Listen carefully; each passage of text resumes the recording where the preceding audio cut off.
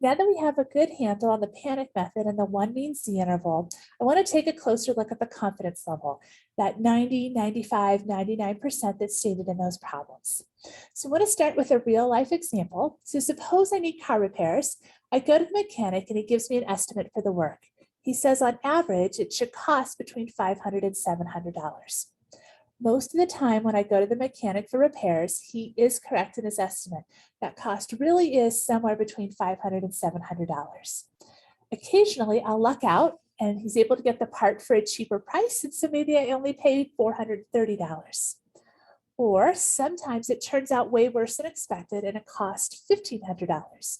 But most of the time he is correct in his estimate, and it will be somewhere between that $500 and $700. All right, so let's tie that into what we're doing with these confidence intervals. So suppose we have a statement, we are 95% confident that the true population mean height of students at Western is between 63 inches and 68 inches. What that 95% means is if we use this same method, so we kept pulling a sample of say 100, we found the sample mean and made an interval. We pull another random sample of 100, we find the sample mean, we create an interval. We keep doing this over and over and over again. Of those intervals we create, 95% of them are going to contain the true population mean, and 5% of them are going to miss it. So that true population mean is going to fall outside the interval. So the tricky thing here is that we don't know if the interval we constructed is one of the ones that will contain our population mean, or if it's one of the unlucky ones that misses. So this is something to keep in mind with those confidence levels. We actually have a picture here that illustrates this. So this is the heights of people. And they do have actually marked on here the true population mean mu, which is 65 inches. And so they've constructed 20 intervals at a 95% level. So this first interval is between 63 and 68. So 65 is within there. This one captures the true mean.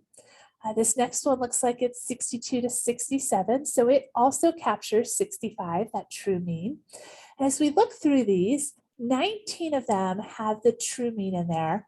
One of them is a miss. So there's one over here that looks like it's 65.5 to maybe 69.5. So it missed the true mean.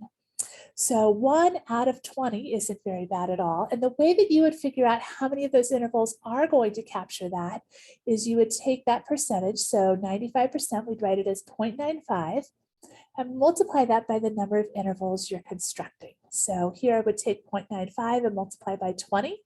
That tells me 19 of these intervals should have the true mean in it, and one will be a miss.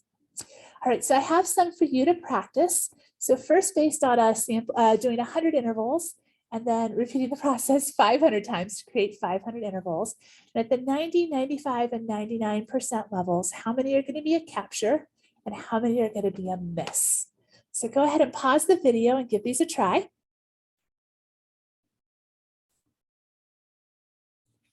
All right, so let's take a look at this first one. If we're doing 100 intervals at the 90% level, I'm going to have 90 captures. So 90 of those intervals will have the true mean somewhere.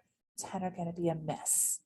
At the 95% level, 95 will be captured and 5 are going to miss. And then at the 99% level, it gets even better.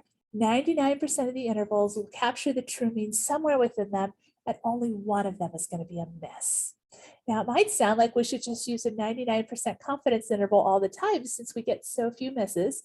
We're going to look at that in the next couple of videos about what those trade-offs are in those different levels.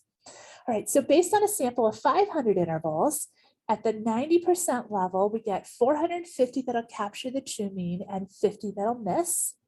At the 95%, 475 and then 25 that miss.